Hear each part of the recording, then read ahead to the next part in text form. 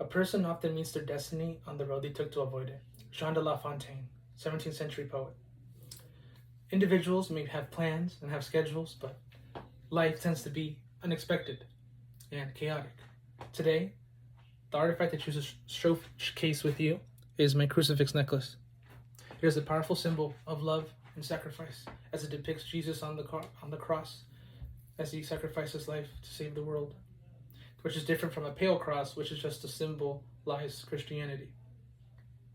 It is also um, representing protection from the forces of evil, both visible and invisible.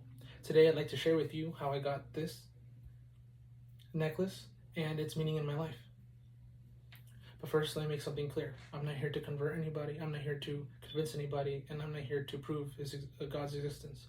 What I'm here to do is to share the experience that I had by increasing and making my bond stronger with God through this necklace and what I've experienced since then.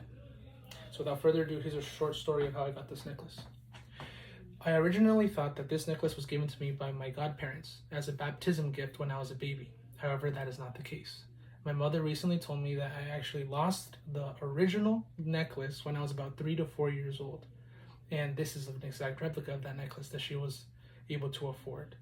And the fact that I still wear this necklace, that she gave me this necklace even though I lost it, is an act of pure love. An act of pure love is the epitome of what the crucifix stands for. Now that I share that with you, here's what it means in my life. It made me realize that even though I haven't been the best son, like I haven't had the strongest of faith, I know that God has always been with me. I didn't always grow up believing in God. It wasn't until I met someone at church. I met this girl who had a much more profound faith, who had grew up in the church and wanted to teach me all the things that I need, all the aspects that I needed to learn of living a holy life. Eventually, we became good friends, and then sooner or later, we started dating. It was around the time that I was about to graduate high school, and I didn't really know what I wanted to do. So, math was my strongest subject, and she suggested that since her father has an engineering firm, I should attend the University of California, Irvine, his alma mater, to study civil engineering because I was good at math, get my degree, and come work for the family business. And I was like, sounds good. I applied and I was accepted. Everything was going well until, you guessed it, something unexpected happened. In 2017, the University of California, Irvine rescinded 501 student admissions 2 months before fall quarter commenced, and I was one of them. I felt wronged by this decision, and I almost denounced God because of it, and I was cursing his name. My mother and my girlfriend told me that not to worry, that I should be asking for guidance instead. 2 weeks later, I get my admittance gets reapproved. I get readmitted amongst most of the other students that were supposed to go, but the damage had already been done. I was psychologically and mentally affected. I felt like I had imposter syndrome. I didn't do well on my courses there, especially my math courses, and I ended up being on academic probation for the rest of the year. The only silver lining I did get from it was the fact that I met a therapist in training during my time there, and during our weekly sessions, one of them, he said that I had very keen observational skills, critical thinking, and was a good listener. And although it seemed like a good idea at the time, because he said like, hey, like I understand that you're studying civil engineering, maybe you should do psychology instead. And it was a good suggestion, but I think that my priorities were a little misaligned because I was more focused on what was going on in here than anything else. And so then I kind of brushed the idea to the side.